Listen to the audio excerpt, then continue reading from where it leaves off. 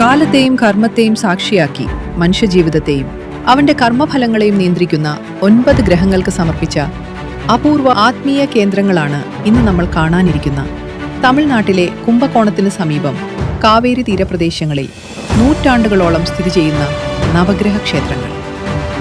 ചോള സാമ്രാജ്യത്തിന്റെ ശില്പകലയും ജ്യോതിശാസ്ത്രവും ഒരുമിച്ച് ചേർന്ന ഈ ക്ഷേത്രങ്ങൾ വിശ്വാസവും ശാസ്ത്രവും തമ്മിലുള്ള ഒരു അത്ഭുത സംഗമമായി ഇവിടെ നിലകൊള്ളുന്നു.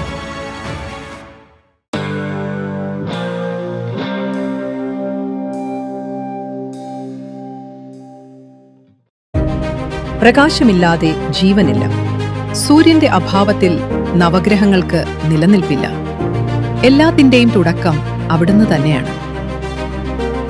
നവഗ്രഹ ക്ഷേത്രങ്ങളിൽ ഏറ്റവും പ്രധാനപ്പെട്ടതും നവഗ്രഹങ്ങളിലെ അധിപനായ സൂര്യഭഗവാന് മാത്രമായി സമർപ്പിക്കപ്പെട്ട സൂര്യനാർ ക്ഷേത്രം കുംഭകോണത്തിൽ നിന്നും ഏകദേശം 15 കിലോമീറ്റർ അകലെയായി സ്ഥിതി ചെയ്യുന്നു. ഈ ക്ഷേത്രം ഏകദേശം 9 മുതൽ 11 നൂറ്റാണ്ടിൽ കുലോത്തുംഗ ചോളൻ ഒന്നാമൻ നിർമ്മിച്ചതാണെന്ന് കരുതപ്പെടുന്നു. ജീവിതത്തിൽ കഷ്ടതകളും ഗ്രഹദോഷങ്ങളും അകറ്റാൻ സൂര്യനാർ കോവിൽ ദർശനം ഉത്തമമാണെന്നാണ് വിശ്വാസം. ഐതിഹ്യമനുസരിച്ച് ഒരിക്കൽ തനിക്ക് വരാനിരിക്കുന്ന മാരക രോഗത്തെ തടയാൻ കാലവമുനി നവഗ്രഹങ്ങളെ പ്രീതിപ്പെടുത്തി അനുഗ്രഹം നേടി. എന്നാൽ കർമ്മഫലങ്ങളിൽ ഇടപെട്ടതിന് നവഗ്രഹങ്ങളോട് കോപിച്ച ബ്രഹ്മാവ് അവരെ ഭൂമിയിലേക്ക് അയച്ചു. ശാപമോക്ഷത്തിനായി ഗ്രഹങ്ങൾ ഈ വെള്ളരിക്ക് വനത്തിൽ വന്ന് കഠിന തപസ് ചെയ്തു. ഒടുവിൽ ശിവൻ പ്രത്യക്ഷപ്പെട്ട് അവരെ അനുഗ്രഹിക്കുകയും ഈ സ്ഥലം സൂര്യഭഗവാന്റെ പേരിൽ അറിയപ്പെടുമെന്ന് അരുളുകയും ചെയ്തു. ഇന്നും നവഗ്രഹദോഷങ്ങൾ മാറാൻ ഭക്തർ ഈ പുണ്യഭൂമി തേടിയെത്തുന്നത് ആ വിശ്വാസത്തിലാണ്. നവഗ്രഹങ്ങളിൽ സൂര്യന് സമർപ്പിക്കപ്പെട്ട ഒരു പ്രധാന ക്ഷേത്രമാണെങ്കിലും മറ്റു ക്ഷേത്രങ്ങളിൽ നിന്നും വ്യത്യസ്തമായി എല്ലാ ഗ്രഹങ്ങൾക്കും പ്രത്യേകം സന്നിധിയുള്ള ഏക സ്ഥലമാണ് സൂര്യനാർ ക്ഷേത്രം.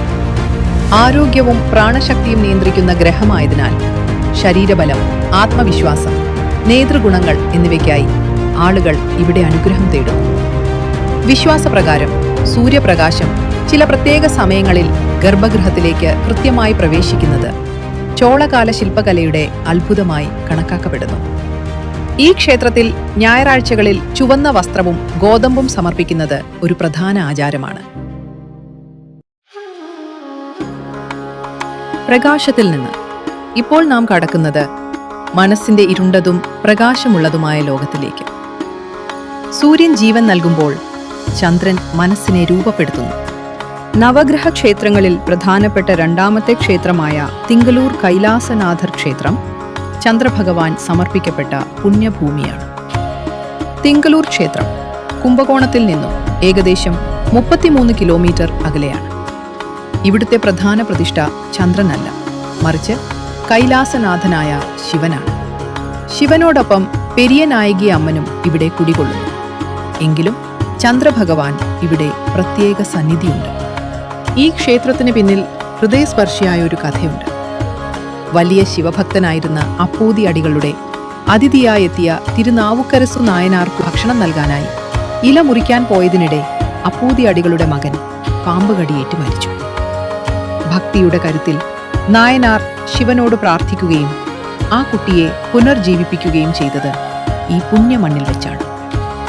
ചോള കാലഘട്ടത്തിൽ പണിത ഈ ക്ഷേത്രം മനസ്സിന്റെയും വികാരങ്ങളുടെയും നിയന്ത്രകനായ ചന്ദ്രനുമായി ബന്ധപ്പെട്ടതാണ്. മാനസിക സംഘർഷങ്ങൾ, ഉറക്കക്കുറവ്, കുടുംബ പ്രശ്നങ്ങൾ എന്നിവയിൽ നിന്ന് ആശ്വാസവും പരിഹാരവും തേടി ഭക്തർ ഇവിടെ എത്തുന്നു.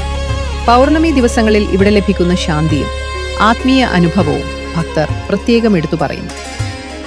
ഒരിക്കൽ ശാപമേറ്റ ചന്ദ്രൻ ഇവിടെ ശിവനെ ആരാധിച്ച് മോചനം നേടിയതായി ഒരു വിശ്വാസം നിലനിൽക്കുന്നുണ്ട്.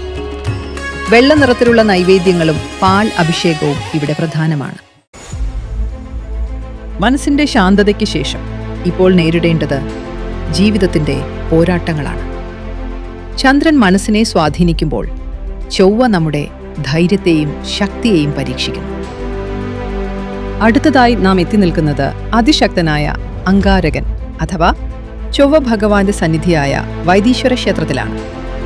കുംഭകോണത്തിൽ നിന്നും ഏകദേശം 50 കിലോമീറ്റർ അകലെയായി സ്ഥിതി ചെയ്യുന്ന ഈ ക്ഷേത്രം 10 മുതൽ 12 നൂറ്റാണ്ട് കാലങ്ങളിൽ ചോളർ നിർമ്മിച്ചതാണെന്ന് കരുതപ്പെടുന്നു. ഇവിടെ ശിവൻ വൈദ്യനാഥൻ എന്ന രൂപത്തിൽ പ്രധാന പ്രതിഷ്ഠയായി ആരാധിക്കപ്പെടുന്നു. ഭക്തരുടെ രോഗങ്ങൾ ഭേദമാക്കുന്ന വൈദ്യനായി ഭഗവാന് ഇവിടെ വസിക്കുന്നു എന്നാണ് വിശ്വാസം. നവഗ്രഹങ്ങളിൽ ഒന്നായ അങ്കാരകൻ അഥവാ ചൊവ്വ ഈ ക്ഷേത്രത്തിന്റെ ഒരു ഭാഗത്ത് പ്രത്യേക സന്നിധിയിൽ കുടികൊള്ളുന്നു. ഈ ക്ഷേത്രത്തിന് നിരവധി ഐതിഹ്യങ്ങളുണ്ട്. സുബ്രഹ്മണ്യസ്വാമി ശൂരപദ്മനെ വധിക്കാൻ ഉപയോഗിച്ച വേൽ നൽകിയത് ഇവിടെ വെച്ചാണെന്നും രാമായണത്തിലെ ജടായുവിനു മോക്ഷപ്രാപ്തി ലഭിച്ചത് ഇവിടെ വെച്ചാണെന്നും പറയപ്പെടുന്നു. അങ്കാരകനുണ്ടായ കുഷ്ഠരോഗം ഭേദമാക്കിയത് വൈദ്യനാഥ സ്വാമിയാണെന്നും അതുകൊണ്ടാണ് ചൊവ്വയുടെ പ്രധാന സങ്കേതമായി ഇവിടെ മാറിയതെന്നും ഐതിഹ്യം പറയുന്നു.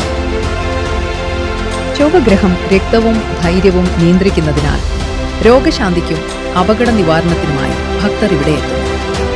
ക്ഷേത്രത്തിലെ തീർത്ഥജലം രോഗങ്ങൾ മാറ്റുമെന്ന് വിശ്വാസമുണ്ട്.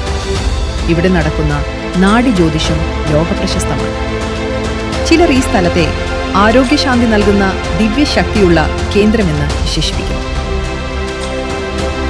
ശക്തിയും പോരാട്ടവും കഴിഞ്ഞ് ഇപ്പോൾ നാം എത്തുന്നത് ബുദ്ധിയുടെയും വാക്കിന്റെയും ലോകത്തിലേക്ക്.